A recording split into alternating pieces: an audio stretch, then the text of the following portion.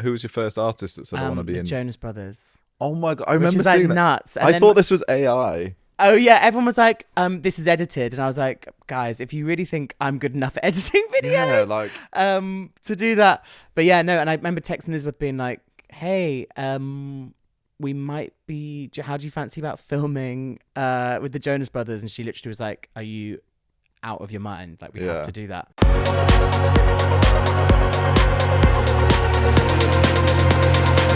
So I want to go straight into you and comedy. Okay. I know that you had a gig last night because you've started your own night called LGBT. Yeah, it rolls off the tongue, doesn't it? Yeah, I think it's actually a good thing. It's just like, how many he's do you put on the end? I don't know. LGBT. Okay. Yeah. So tell me about that. So this is a night that you do with one of your friends who's also a comedian. Yeah, with Mark Bittlestone. It was his night originally. About 3.5 years ago, he started it.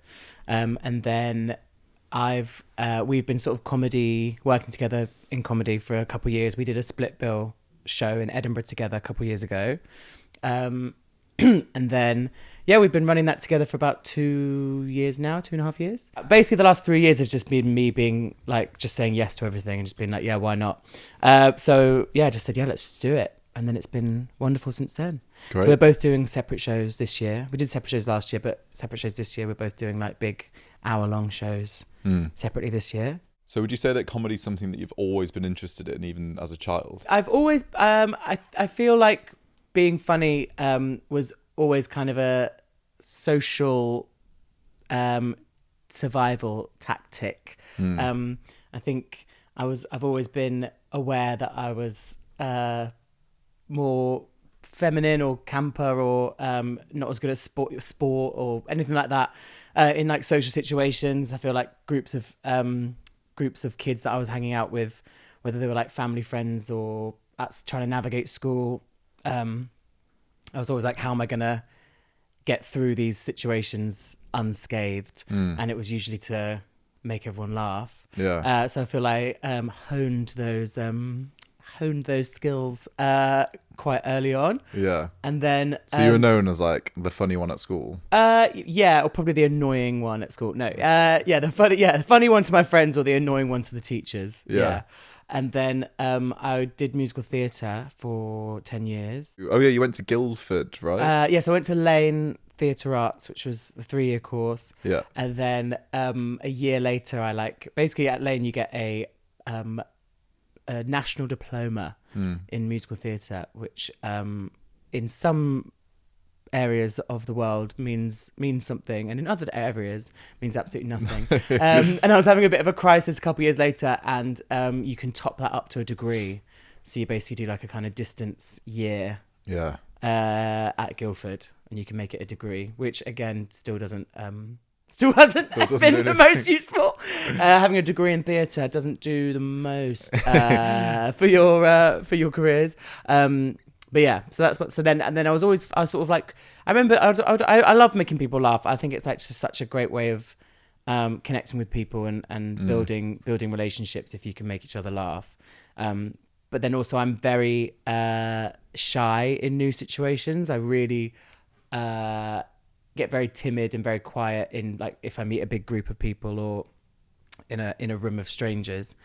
So I always was funny in my sort of life, but I never thought, because I kind of like committed to like dancing and theatre, and thought like this was like the best thing ever, and like I'm going to be a dancer.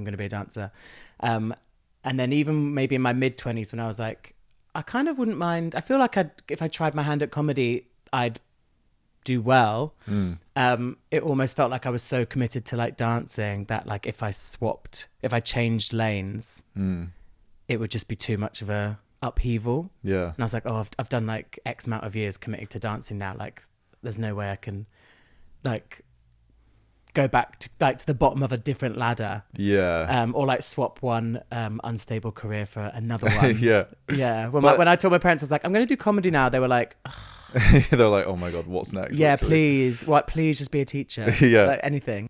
Definitely feel like I found my groove and found what is like unique, what I can like uniquely bring to the world, you know, or like to Yeah, the you know entertainment who you space. are. Yeah. I did a comedy course last year because I just wanted to try it out. Yeah. And one of the like things that they said is like you need to wait for your comedy voice to drop. So it's like, where do you feel like you've got your onstage persona? When's that like sunk in that you know who you are, your tone of voice, your perspective on things, how you interact with the audience and that sort of thing. And they basically kept saying that this was something that takes years to drop. It's sort of a funny visual of this dropping, you just like having this moment on the stage. But you feel like that's landed with you. Yeah, definitely. I think if I was doing what I'm doing now 10 years ago, I think I'd be finding it much more difficult to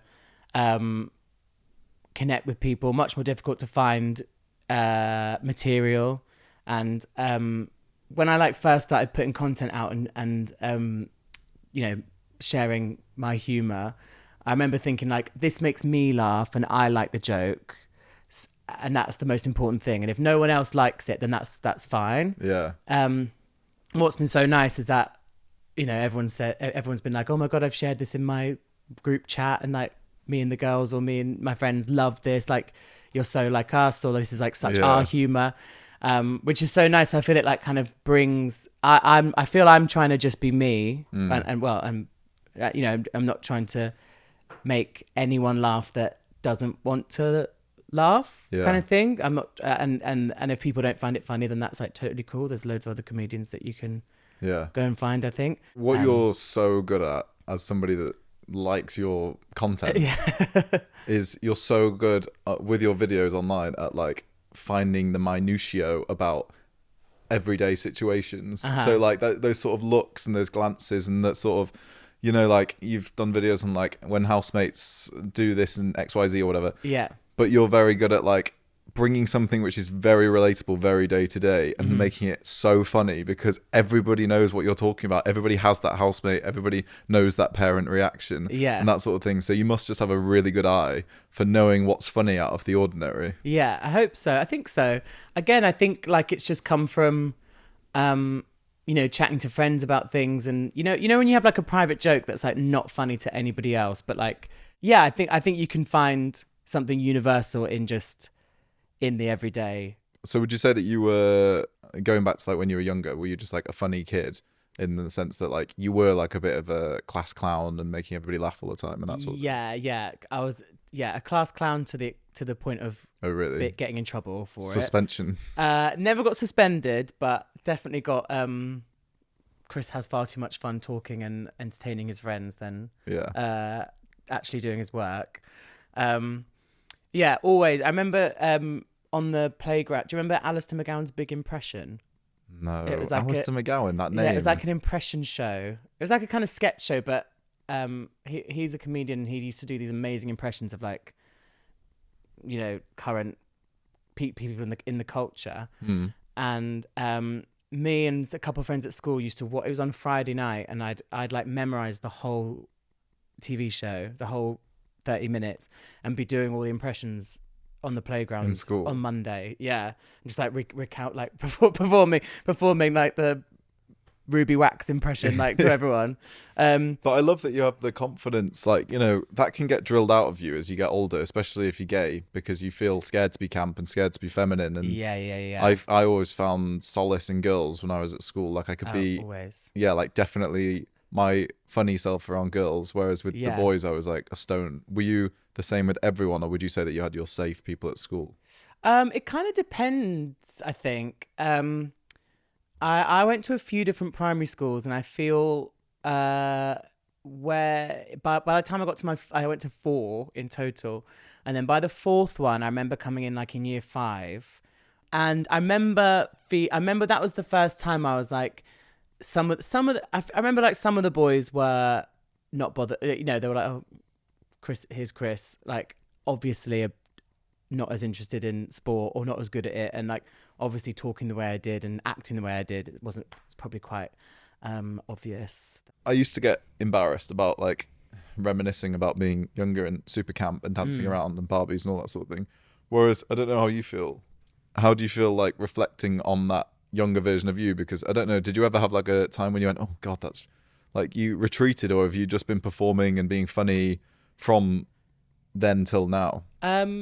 It definitely goes in waves, I think. I went to 4 different primary schools. I remember going to my 4th one, coming in at like the end of year 5, and feeling that was maybe the first time when I had to really like navigate, how am I going to like play it with this new group of people. I always managed to make friends with like the sort of ones that kind of can maybe play a bit of sport, but then they also like to like do a bit of drama or something, or they do something. Anyway, so I remember like having to, I sort of found friends in like that year 6 group, but like I remember being like, oh, there's definitely some boys in this class that aren't going to want to spend any time with me. And maybe that was a projection of me, or as a defense mechanism, being like, I'm just going to give them a wide berth and not like not get in their way kind of thing. And then I remember secondary school was a lot more navigation. I feel like I was like a military operation trying to just like keep out of people's way or make people, and then making people laugh and trying to get through there. But but the girls were there. Well, I went to a boys' school. Shit, really? Yeah. So whose decision was this? My parents. Oh, right. Yeah. I was gonna say, it was like one of them leaning more towards putting you in a boys only, or was it a good school in the area? What was the? It was a good school in the area, but they both were like, this will be a good place for Chris to kind of mask up a bit, I think. Really? No. Yeah. Do you seriously think it was something to do with that? Yeah. Really? Yeah. And obviously it went amazingly. Yeah. Yeah. It went really well. It went really, really well. But the Ruby Wax impressions went down really exactly. Oh, they loved it. But no, I think I always, so it kind of come in way, but then I feel like if I got comfortable, then I'd be able to like show off, or not show off, but perform, or like, again, kind of like, dance around or whatever. But it was all right at primary school. It was a bit harder at secondary school. I feel the biggest thing we missed out on was like sort of like teenage, kisses, or like dancing with someone at a disco and all that kind of stuff that I feel people like start, in their teens. Or even in social circles, feeling comfortable to talk about first experiences with people. Totally. Because it's all something you're holding inside. Yeah. And we didn't have the internet. Oh, did we not? No, we didn't really. We had the internet. But what it's like today, it wasn't. No. It's like, no access to information, or like proper like discussions and things happening. Totally none. Yeah, none. So there was really no one you could talk to about those feelings and things you were doing behind closed doors. Yeah, 100%. Yeah. Yeah, which could feel very lonely and very and then any time you did speak to anyone, there's obviously I carried a huge amount of shame and a huge amount of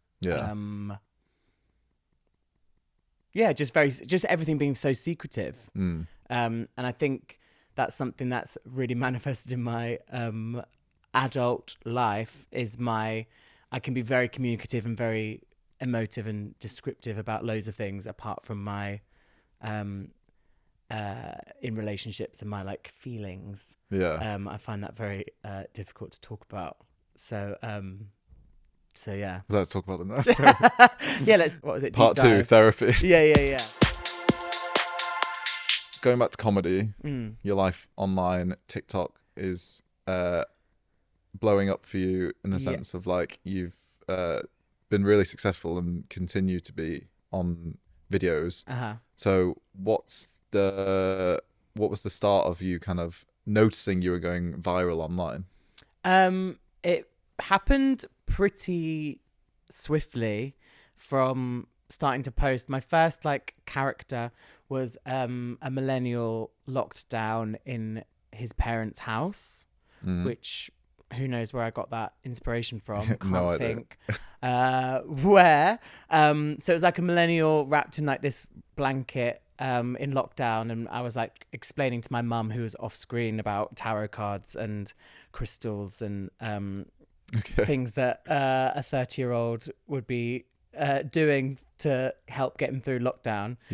From having like no followers on TikTok, so I was literally posting to like a clean slate. Like the first, like my 5th one of those was like 10,000 views or something, which from like nothing was, I was like, amazing. I was like, oh, well, I guess we're doing like something. It was like enough to be like, okay, cool, I'll post again tomorrow. And then it was in lockdown, so I had like very little else to structure my day around. So I was I posted daily for like probably the first 5 months of posting. What's nice is when I like meet people after the show, or like if some people come and say hello, like when I'm out. And they say like, oh, I've been following since lockdown, and I was like, and I'm always like, oh, one of the OGs, like, hello. And she was, and they always go like, like, you got me through lockdown, like that was me, lockdown with my parents, or like back in my childhood bedroom, and lighting candles and trying to do crystal rituals because like just didn't know what we were doing, so we were like turning to the magic to help get us through. But you weren't doing comedy before TikTok then? You had never done a stand-up show before? No. Well, sort of people have been telling me to do, or suggest, like my little sister and friends have been like, you should do comedy, you should do content, like, so yeah, it was like that lockdown, and I was like, this is you're not doing anything else because everything is completely gone. Yeah. So this is like, if you don't do it now, you'll never do it. Yeah. And if you start putting videos out and no one likes them and everyone thinks they're stupid, you're not going to see anyone for the next 5 months. So yeah, you've got literally have nothing to lose because you've kind of lost most things already. Yeah. So yeah, it just felt like it was like then or never. But yeah, the last like 3.5 years have just felt a train on a track, just like going. Yeah. Which has just felt if I stop to think about it too much, I get quite like overwhelmed and quite it gets a bit too much to really think about. So I'm just sort of like, sometimes I just sort of like let it happen and let it take me. And how do you stay motivated? Because content creation, even though like it might look easy to people, just pick up your phone and do a funny video, but you have to write it, you have to think about it, you have to maybe pull people in to help you out. But even just like get up and actually do it when you might not be in the mood, you haven't posted in a couple of days. How do you find the consistency? How do you manage to keep up with it? I really enjoy it. So I really enjoy, I think I really enjoy making the videos. I really enjoy, and I really enjoy what making the videos, brings. So like, I'm so thankful and excited that I started doing stand-up because I literally have so much fun. I love it so much. And I love, how the videos make people feel when people say, when I meet people in person and they say like, this one's so funny, this one, like, oh my God, we quote this one or whatever. That must feel great. When that's like, just lovely. That's a quote. How that's amazing. Sometimes people quote my videos to me and I'm like, what are you saying? And they're like, oh, it's from like the one you did 2 years ago. And I was like, oh, I don't remember that one, but I love that's yours. I think I have quite a good element of like, you might not be feeling it today, but you have to. Yeah. So get up and do it, and then I think that helps with my consistency and the output. Like, do you ever have days when you're like, I'm just not up for this? Like, I can't. Yeah. Being a comedian as well. Like, if you had a show last night. Yeah. If you were just having a day where you just felt like crap, how do you then pull yourself around to like go on stage and actually make loads of people laugh? So far, touch wood. Doing stand-up always puts me in a good mood. And I'm aware that there are peaks and troughs, and maybe sometimes I'll be having such a bad day that it won't, or I won't enjoy it as much. I know that that might happen, but I just love performing. Like obviously I'm now doing it a different style of performing as I have been in the past, but I just love getting on stage and it's like where I have the most fun. Yeah, even if I've been having a bad day or I've been tired or anything, the show always kind of show adrenaline and everything kind of masks is a great drug. Yeah. To put you in a good mood. Yeah. Okay, so one of your most popular social media series has been The Background Singers, where you essentially imitate background singers to famous artists. And this has been such a success that you've actually managed to get some of the artists themselves to be in the videos. Tell us the origin of this. Yeah, that is so. My little sister she lived in the States for about 4 years. Right. And then she moved back to London and moved in we moved in together. It was about 1 a.m. in the morning. We were listening to Moona, and it has this like funny like underwater backing that's like stay away, stay. And the idea just came to me. I was like, oh, like wouldn't it be funny if like someone was actually singing? And I was like, oh, we can put some like, you know, choreo with it. And we have like these two like busted mic stands because Elizabeth's a singer, so like she just has this like you know, like barely together mic stand, and I had like a ring light stand, but the ring light broke, and like so it's like half a ring light stand. I was like, oh, these can be our mics, haha. Yeah. So yeah, we just, and I was like, do you want to be in it? And she was like, okay, like, you know, there's no reason why I can't be. Yeah, and that was at 1 a.m. I think we posted it at like 1 or 2 a.m. in the morning, and then but like within 24 hours it had done really well. And Moona had commented on it, just being like, how good, love this or something. And we were like, oh my God, that's actually, how has that actually gone through the internet to the artist? And then, yeah, just did it again, like didn't know. We just found it so funny. We thought it was great. And we were like, let's do songs that we like and people that we like. And then it's just been nuts. Like as soon as we posted like the next couple, I'd never gotten like 1 million views on a video, I don't think, until like these ones. And yeah, like the second or third one was like 1 million views. And I was like, Elizabeth, this is going nuts. And you're now under contract. And yeah, and then like I think it's been so amazing. I think we've had like only maybe a handful that hasn't been commented on by the artist, which is amazing. And obviously totally fine if the artist doesn't want to comment, but rude like, of Beyonce not to get and fair Beyonce and Taylor Swift particularly particularly absent in the comments. And then yeah, like people just started really engaging and started getting like celebrity like collabs after about 6 weeks, really 2 months of doing it. Who was your first artist that said I want to be the in? Jonas Brothers. Oh my God, I remember like seeing that. Nuts. And I thought this was AI. Oh yeah, everyone was like, this is edited, and I was like, guys, if you really think I'm good enough at editing videos, like to do that. But yeah, no, and I remember texting Elizabeth being like, hey, we might be, how do you fancy about filming with the Jonas Brothers? And she literally was like, are you out of your mind? Like, we have to do that. So who got in touch with who? Like, they just sent you a DM or something? Yeah, they're somebody on their team. And saying like, what, we like this video, we want to like... Yeah, how do you fancy, like the boys are doing like a content day in London. So it was like us and like a few other influencers and stuff. Yeah. Do you want to come and did you have to film it with them? You had to do everything, basically your same stuff at home you like brought to them, or did they have their own? So Joe started to sort of direct a little bit, and we were like, please, like whatever, however you, sir, do please step in.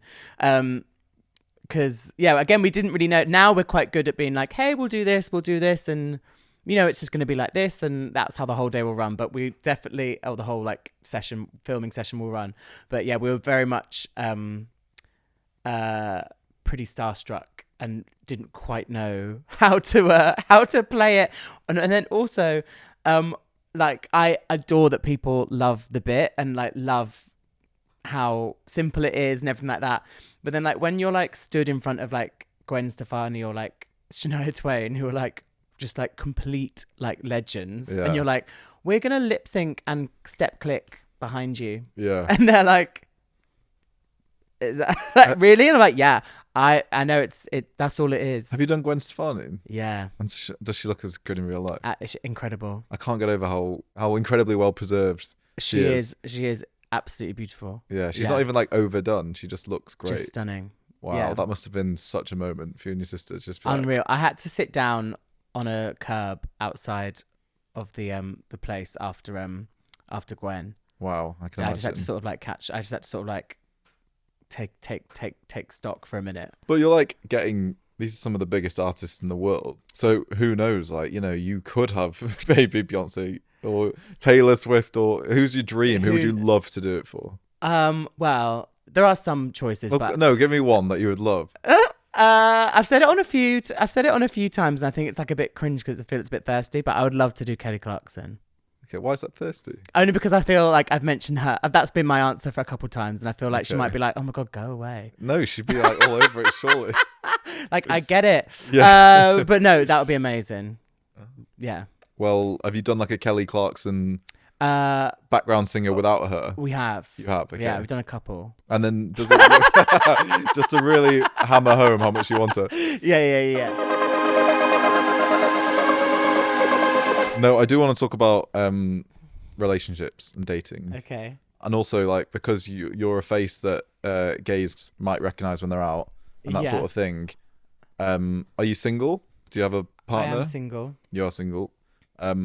What's your view on modern dating? I think London's pretty busy, and I think everyone's pretty busy. Okay. So I think it's really hard to date people because they're quite busy. Right. Okay. I think when you like, oh, when should we meet? And it's like, okay, cool. Like, how's like next Sunday? And you're like, oh, can't do next Sunday. And it's like, oh, okay, how about a week on Thursday then? Are you a fan of dating apps?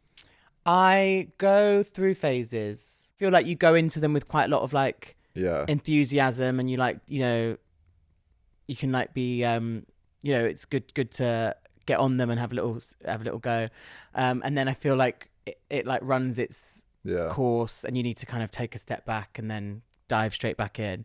I think dating is so tricky because one needs to know exactly what they're looking for, and I think sometimes I've thought I've known what I've wanted out of dating, or out of a relationship, or out of getting on the apps kind of thing, but maybe not really know, or not, that's not been really what I've wanted. So you're winding down the dating apps. I think I'm going to take a step back from the apps for the foreseeable. What's like when people recognize you from TikTok or something? Is that just like or is that something that you like, or on like dating apps? Like if someone goes, "Oh my god, I love your videos," like, do you like that opening, or is it not something you're keen on? I think it's funny. Do you know what? So I'm not that hugely. Oh, I don't believe I am. My following is like 85% women, and there's not a huge amount of men, I don't think, that really follow me that much compared. So like, I get girls 9 times out of 10. If someone recognizes me, it will be a girl. Like if you went to Westfield, you'd be like, I'm gonna get stopped at some point by a girl. Yeah. Which is lovely, and they always say my mum loves you and my auntie loves you, and I'm like, I love being for the mums and the aunties.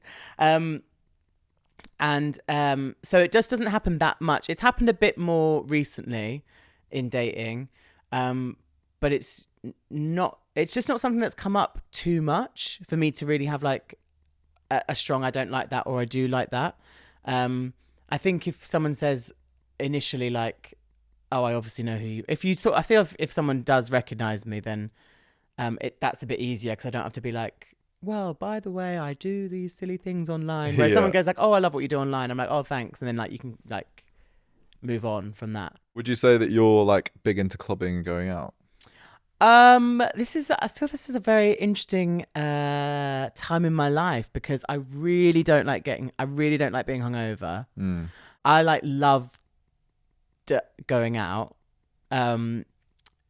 loved partying, and I just don't feel I have the time to be hungover or time to be tired at the moment, just with work, and I loved going out on holiday. I feel like when you go out on holiday, or if you're out of London, I feel like London's all London. I mean, I think it's my my like anxiety about like work ethic and like getting things done, and because I'm self-employed and have to self-motivate all the time and create all the, like, if nobody makes a video for me, nobody writes my stand-up for me, like if I go on stage and I haven't written anything new, it's just a waste of a gig kind of thing. So I find London very like, we're in London for a purpose, and it's to pursue what we're pursuing. Whereas if like we go, to Manchester for the weekend, it feels like just a. It was like a novelty. It's just a novelty, and we're out of town, and like, oh Yeah. my god, let's just like run up and down Canal Street and be silly. Yeah. That just feels so much more fun. And then, so yeah, I have an interesting relationship, I think, with going out now. It also just my hangovers are just awful. dreadful, and then I also get really bad anxiety when I'm hungover. Yeah, awful. Like just embarrassingly bad. I just always think I've like upset everyone. Yeah. And all my and you have. and I have, yeah. No, my friend, like for a while, my friends were like, "No, you didn't say anything. Like, no, like, why would I be annoyed at you?" And I always be like, "Are you mad at me?" And they're like, "Why? Like, what would you have done?" And I just go like, "Oh, I don't know," but like, I literally can't sleep. I feel like people being hungover now is just a circle of people thinking they've annoyed everyone else. Yeah. So nobody talks to anybody. Yeah, exactly. How do you deal with? Do you ever feel lonely with your job? Because yeah, when you're a creative, like I work alone predominantly. Yeah. When you're doing comedy as well and writing and traveling and this sort of thing, how do you fight off the feeling of like, oh, I'm just alone at home writing? I think it's something that I'm experiencing a lot. Like I just went abroad. I was just in Australia for some shows, which was absolutely incredible. And the last time I feel I travelled to a warm country for work was I did a cruise ship when I was 24 and flew to Miami for rehearsals. Fun. Sounds fun. So it was the best year. For a long time, it was the best year of my life. It was just the best. Yeah. I'm hoping that I feel the last few years have been pretty great. So it's top 5 years of my life. And I remember I flew into Adelaide for the Fringe this year, and I texted one of my friends and I was like, oh my God, this feeling of like stepping out into the heat and then being here for work. It just feels like when we went to Miami, and that's such an amazing sort of like sense memory. And I was like, oh, like it's happening again. It's so cool. But then what was different is that I was with 24 people in a cast in Miami, and like going to so many new places and experiences, and you're with so many people, whereas like there was a few times in Australia when I was just like, it's literally just me, so not sure what we're gonna do. And I just have to make myself entertained. And that was definitely lonely. And I texted people at home and I said, oh, I'm quite everything's going great, but I'm quite lonely. And everyone's like, oh no, that's so bad. And I'm like, oh no, it's not like a bad thing. It's just like an experience that is happening. Like it's not necessarily a bad thing. It's just what it is. And it's just different. And I think like, yeah, traveling, obviously like being a comedian, unless you're in like a sketch group or you're in a duo or whatever, is just a bit more of a lonelier wolf experience. And so yeah, I just don't need that much time alone. I quite like it. So that's the only thing that I miss about sort of theatre compared to comedy. And even like with comedy, you're sort of getting yourself to a spot and then you're leaving by yourself, and you might be with a different, you might now I've made, some friends, some stand-up friends. So I think when you meet a friend and you go like, we're going to be friends, oh my God, I have to be friends with you because there's just something about you that I just want to be around. I think that's where like there's so much like magic in life when things like click into place. I think that's really nice to kind of like believe that there's some kind of like sparkle there. Me and my brother talk about the same thing. We say that sometimes you can meet somebody and honestly like not even speak to them, but they're in a circle. Yeah. And you just lock eyes and you're like, oh my God, you. Not like, in a romantic sense, but you're like, I'm going to love you. Yeah. We're supposed to know each other. Our magnets are for some reason coming together. For sure. And then you get the same thing where you don't like somebody.